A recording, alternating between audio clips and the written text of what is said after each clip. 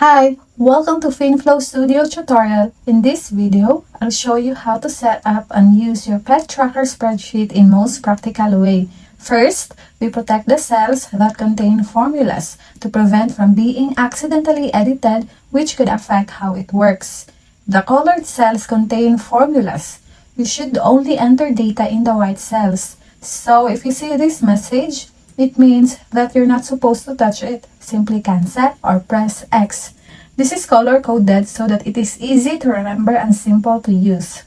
This spreadsheet includes 8 tabs: Setup, Pet Profile, Log Sheet, Health and Wellness Planner, Calendar, Monthly Budget, Main Dashboard, and Savings. You can track up to 10 pets. First, go to the Setup tab and enter your currency symbols such as dollars. For other currencies, simply type them in or copy and paste. Then enter the year and add your pet names. For example, I have pets named Autumn, Winter, Tabby, Snowy, Rocky, Cotton, and Choo Choo. Next, add your expense categories such as food and treats, vet and medical, vaccines, medications, grooming, pet supplies, toys, and more. You can customize the categories to fit your own needs. After that, enter your pet details here. The number at the top matches the order of the pet names you entered. This section is where you can add your pet's photo. The photo area is square, so make sure your image is also square or properly cropped so it fits nicely. For example, make sure the photo is cropped into a square shape.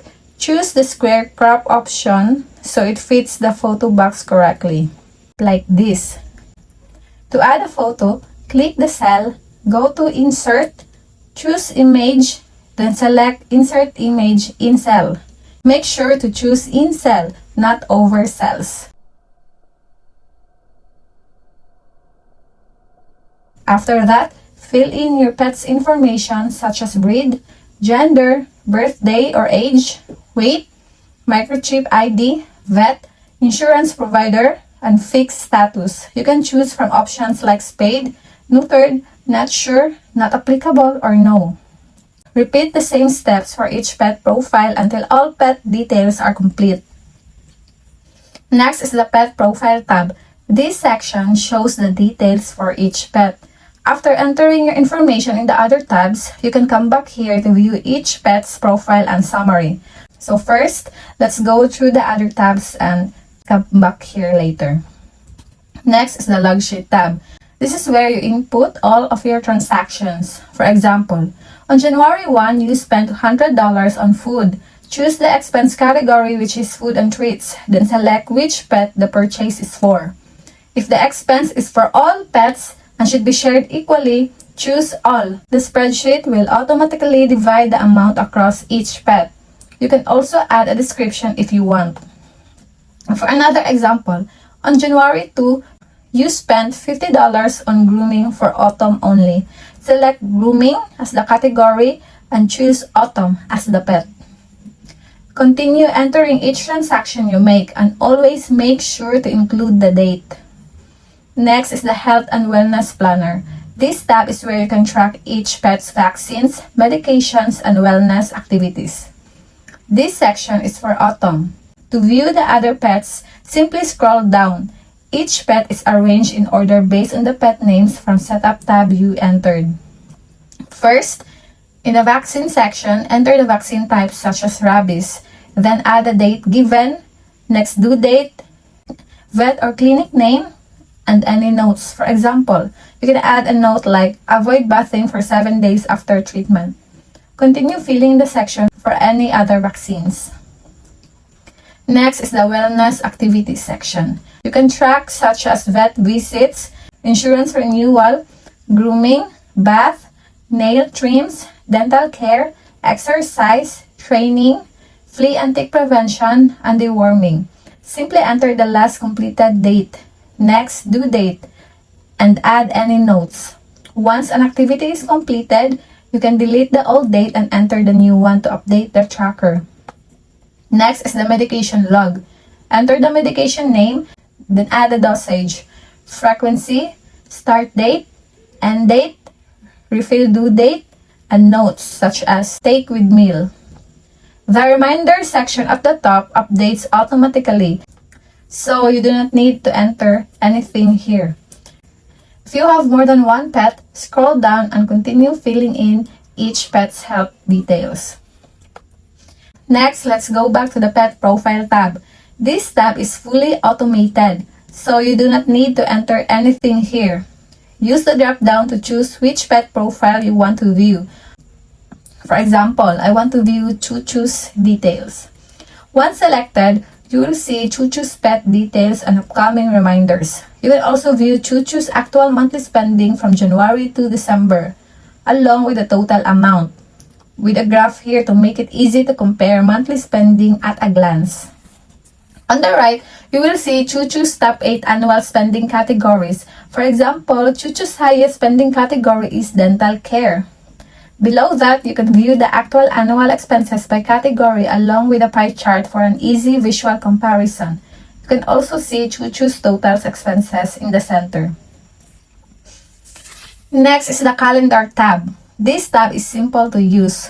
Choose the month, year, and start day, either Saturday or Sunday, and the calendar will update automatically. Then list your monthly task and choose the due date for each task. The task will automatically appear on the calendar here, so you can easily see what needs to be done. Once a task is complete, check the checkbox. The task will automatically be crossed out, making it easier to track what is finished. At the end of each month, manually uncheck all the checkboxes. Then highlight the task list and press backspace to clear and reset it for the next month. Next is the monthly budget tab. This is where you can set a monthly budget if you want. Remember, you should only type in the white cells. Enter your budget for each category for each month. For example, in January, you can enter $100 for food and $120 for vet and medical. Then continue adding budgets for the other categories and months. At the top, you will see the budget versus actual spending section. Choose the month you want to view and it will automatically show your budget compared to your actual spending for each category. The graph on the right also updates automatically, making it easy to compare your budget and spending at a glance for each month. Next is the Savings tab. Start by entering your savings goal. For example, $3,000. Then, enter your starting balance or existing savings. Next, begin logging your transactions. For example, I will save a $1,000 and then select the date. If you need to withdraw money from your savings, for example, to pay for a pet checkup, just enter your transaction, then enter the amount. Just make sure to add a negative or a minus sign before the amount so that the spreadsheet recognizes it as a withdrawal. At the top, you'll automatically see your savings goal, total saved, and total withdrawals. You'll also find a progress chart that shows how close you are to reaching your goal. Lastly, this is the main dashboard tab. Everything on this page updates automatically and it shows a combined summary for all of your pets. You do not need to enter any data here. At the top, you can see the year, total budget, total actual spending, average monthly spending, and highest spending month. You will also see an annual budget versus actual spending pie chart, which gives you a quick yearly expense summary with percentages. Below that, you can view the monthly total budget and actual total spending for all pets from January to December. This section shows the total spending by category, along with a graph on the right so you can easily compare everything at a glance. Below, you can see the annual cost per pet and a graph that easily shows and compare each pet's spending. There is also a top 10 annual spending categories section and a pet care reminders section. Please note that the pet care reminders only show the nearest upcoming appointment across all pets. To view reminders for a specific pet, check the pet's individual profile. Lastly, if you want to replace this graph with your pet's photo, click the three dots on the chart and select Delete Chart. If an error message appears, just click OK.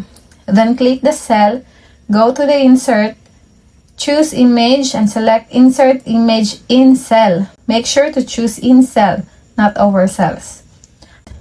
For the best fit, use a square photo because the cell is also square. That's it. If you have any concerns, feel free to message our shop anytime. We're happy to help.